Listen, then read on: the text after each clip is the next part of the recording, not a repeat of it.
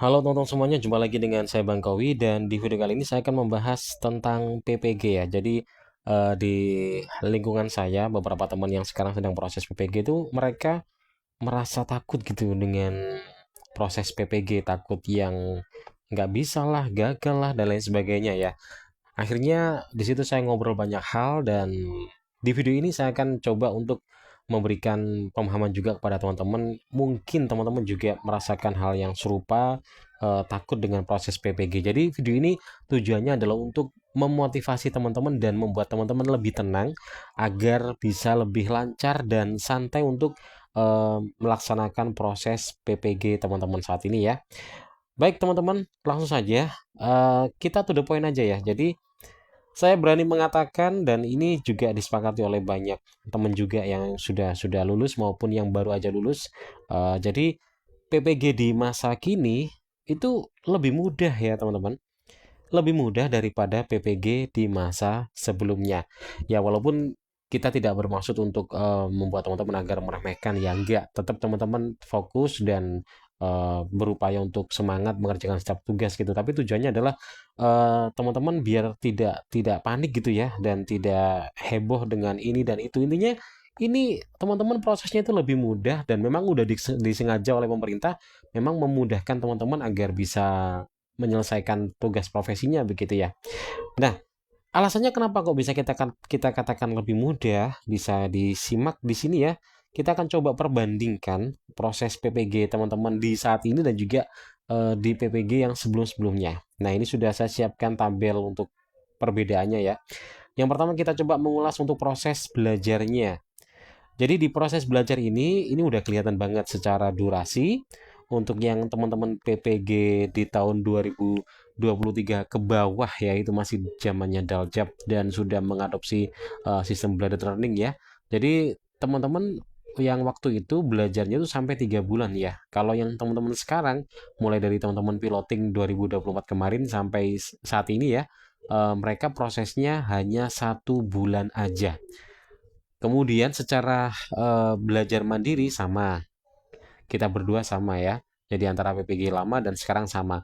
Kemudian penugasan juga sama walaupun beda bentuk gitu ya. Cuman yang namanya jumlah atau bobot penugasan otomatis belajar yang lebih lama ini ya pastinya lebih berat di penugasan karena tugas itu bertumpuk-tumpuk gitu ya. Nah, ini yang sangat membedakan ini. Kalau dulu ada kelas virtual. Jadi, setiap penugasan yang dikerjakan itu dipresentasikan di sini di kelas virtual nanti ya. Jadi ada presentasi juga. Nah, teman-teman yang PBG masa kini nggak ada tuh ya. Jadi sudah nggak ada yang namanya kelas virtual nggak ada. Kemudian presentasi apa lagi nggak ada. Nah, apalagi kita dulu untuk teman-teman Daljab yang waktu itu ada yang namanya uji kompre. Jadi sebelum kita nanti PPL ya, itu ada uji kompre dulu. Jadi uji kompre itu kita kayak disidang oleh dosen kita di depan virtual meet itu ya. Baru kalau kita dinyatakan sudah layak, kita barulah masuk ke kegiatan PPL. Dan PPL kita juga disaksikan oleh dosen. Jadi kita nanti bikin kayak kayak kelas Zoom begitu, bikin Zoom atau Google Meet. Kemudian disampaikan linknya ke dosen dan dosen nanti lihat melalui Meet itu atau virtual itu. Jadi kita PPL sambil direkam langsung jadi siaran live gitu. Nah, teman-teman yang sekarang nggak ada tuh uji kompre dan PPL. Maka secara proses belajar, maka bisa dikatakan memang lebih mudah ya untuk teman-teman yang PPG masa kini. Jadi nggak perlu khawatir ya. Jadi lebih bisa dinikmati dan nyantai gitu. Kemudian selanjutnya dari ujian dari yang ujian yang dihadapi oleh teman-teman PPG ya. Kita membahas yang UKIN dulu deh. Nah, kalau UKIN itu perbedaannya tuh sangat kelihatan sekali ya teman-teman ya. Jadi untuk UKIN, teman-teman PPG yang dulu itu UKIN-nya banyak banget ini ada RPP oke masih sama ya teman-teman yang sekarang kemudian video praktik juga ada sama teman-teman yang sekarang juga ada. Nah yang membedakan ini yaitu mulai dari kegiatan ada jurnal sampai ke bawah. Jadi dulu kita ada ini, nah teman-teman nggak ada semuanya. Jadi yang di sini semua teman-teman udah nggak ada tuh. Jadi teman-teman tinggal fokus di dua hal ini aja ketika UKIN, bikin RPP sama bikin video praktek pembelajaran. Kalau teman-teman daljab dulu, mereka harus mengunggah penelitian mereka kayak bikin apa? Bikin eh, PTK, kemudian jurnal ilmiah. Kalau mereka nggak punya, ya mereka akhirnya cari penelitian yang lain yang pernah mereka buat. Kalau mereka nggak pernah buat, ya mereka biasanya bikin deg-degan PTK ini. Dan itu sangat melelahkan sekali ya. Kemudian terkait video tadi ya, ini belum terbahas ya. Jadi kalau video kayaknya masih ada kesamaan ya. Jadi ada video durasi full, ada yang potongan durasi. Tapi nggak, kalau nggak salah kemarin ada yang laporan udah nggak pakai video full katanya yang saat ini ya. Jadi langsung video yang sudah dipotong durasinya menyesuaikan ketentuan dari LPTK masing-masing. Tapi entahlah ya. Tapi kalau dulu kita itu ada video full dan juga video yang potongan. Kemudian ada pembuatan jurnal ya. Kemudian berikutnya ada lagi tuh, kita nanti disuruh untuk mengunggah sertifikat-sertifikat nih, sertifikat pelatihan. Makanya dulu banyak yang akhirnya dikit-dikit ikut pelatihan, dikit-dikit ikut kelas online dan lain sebagainya. Karena minimal kita disuruh ngunggah minimal 3 sertifikat gitu. Yang nggak punya sertifikat, mereka sampai bikin-bikin gimana caranya agar bisa dapat sertifikat ini gitu, sampai segitunya. Kemudian dulu kita juga disuruh untuk mengunggah bukti inovasi. Kita melakukan inovasi apa? Inovasi itu ada banyak ya. Bikin video belajaran atau apapun itu. Biasanya bikin LKPD, PPT, perangkat yang 1 semester, dan ini diakui atau dipergunakan secara skala minimal kabupaten gitu waktu itu. Waduh, ngeri banget pokoknya. Ini biasanya yang berhubungan dengan pembelajaran. Kalau selain ini bisa menggunakan kayak inovasi membuat alat peraga dan lain sebagainya. Teman-teman sekarang nggak usah mikir itu gitu loh ya. Nah, yang dulu kita juga harus mikir refleksi, kita bikin refleksi diri kita gitu ya. Jadi kita bikin semacam kayak jurnal refleksi.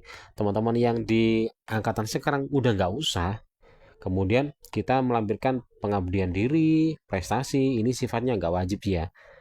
Jadi yang ada ya diunggah. Kalau pengabdian itu pengabdian diri seperti sertifikat kepanitiaan dalam sekolah atau dalam masyarakat juga boleh. Kemudian sertifikat prestasi untuk bukti sertifikasi.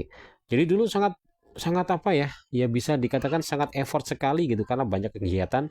Ada total sekitar 8 kalau untuk yang rangkaian UKIN ya. Kalau teman-teman sekarang relatif cuman 2 aja. Jadi ya teman-teman harusnya bisa lebih lebih nggak mudah panik lah intinya gitu ya. Nah, itu teman-teman. Kemudian selanjutnya yang paling membedakan juga, dan ini yang sangat menentukan teman-teman di angkatan sekarang itu banyak kelulusannya, presentasi kelulusannya itu banyak karena UP teman-teman sekarang ada tambahan yang namanya studi kasus. Kalau Daljab yang dulu di angkatan 2023 ke bawah itu nggak ada, mereka hanya pilihan ganda aja, nggak ada studi kasus. Jadi jangan dianggap PPG sekarang itu ada 2 ujian UP dan studi kasus jadi lebih sulit. Enggak, justru ini lebih mudah. Kenapa sih? Karena teman-teman ya, kalau dulu kita hanya mengandalkan UP saja, maka nilai kita itu bersifat mutlak. Karena yang menilai adalah sistem, hanya sistem komputer gitu loh. Jadi sangat mutlak hasilnya. Kalau salah ya salah, kalau benar ya benar. Jadi mutlak. Kalau nilainya jelek ya jelek, berarti tidak lulus gitu. Jadi harus benar-benar belajar dan semuanya nilai sistem robot gitu. Dosennya nggak bisa membantu. Nah, kalau yang teman-teman sekarang ada tambahan yang namanya studi kasus gitu loh. Jadi studi kasus ini nanti yang menilai adalah dosennya. Artinya dalam studi kasus ini ketika dosen atau manusia itu kan pasti mengandalkan nurani ya. Jadi pasti akan ya sedikit banyak akan dibantulah secara nilai. Nggak mungkin nilainya jelek, nggak mungkin. Dan nanti akan diakumulasi. Jadi dari nilai pilihan ganda di UP plus studi kasus di UP menjadi nilai akhir. Jadi ada bantuan di sini, misalnya di pilihan ganda teman-teman dapat nilai yang jelek gitu ya, tapi di SD studi kasus nilainya akan terangkat dan dikumulasi, nanti hasilnya pasti akan bisa baik dan berujung pada lulus gitu. Kalau kita dulu hanya fokus ini aja, pilihan ganda aja, jadi kalau salah banyak nilai jelek ya otomatis nggak lulus gitu loh. Jadi harusnya lebih bersyukur sih teman-teman sekarang dan nggak perlu panik lagi. Apalagi dari sejumlah soal, kalau kita dulu pilihan ganda itu ada kalau nggak salah antara 100 sampai 120 soal gitu. Kalau sekarang karena ada studi kasus kalau nggak salah sekitar 50 sampai 70 soal aja. Jadi berbeda ya teman-teman. Jadi intinya teman-teman, eh, teman-teman sekarang itu lebih mudah. Artinya teman-teman nggak perlu panik lagi ketika melakukan proses PPG ini. Yang santai aja. tapi bukan berarti meremehkan ya, tapi tetap teman-teman pada apa ya, pada mode yang disiplin ya.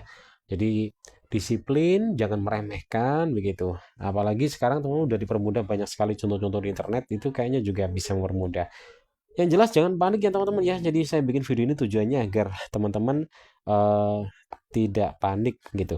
Jadi tidak panik lagi, jadi biar lebih tenang, biar bisa mengolah waktu dengan baik, biar nggak sakit-sakitan gitu ya. Intinya tetap semangat aja, semoga PPG-nya lancar semua dan saya doakan semoga semuanya lulus 100%. Amin ya. Oke, mudah-mudahan video ini bisa membuat teman-teman lebih tenang untuk menjalani PPG-nya dan bisa lancar sampai nanti menghadapi UP dan mendapatkan hasil lulus semuanya. Amin. Terima kasih. Kalau ada pertanyaan silahkan ditanyakan di kolom komentar. Kalau ada sesuatu yang dibahas juga boleh ditulis di kolom komentar. Dan sampai jumpa.